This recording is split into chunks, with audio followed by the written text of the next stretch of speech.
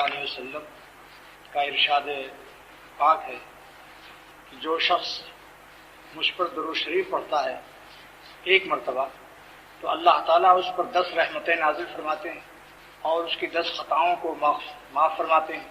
10 दर्जे उसको मग़फ़िरत मिलती है और 10 दर्जा उसका दर्जा अल्लाह के यहाँ बुलंद हो जाता है। अल्लामा शामी रहमतुल्लाह अलैह लिखते हैं कि जो शख्स ये चाहे कि मेरी दुआ कबूल हो जाए तो उसे दुआ से पहले भी दुरूद शरीफ पढ़ना चाहिए और दुआ के बाद भी दुरूद शरीफ पढ़ना चाहिए।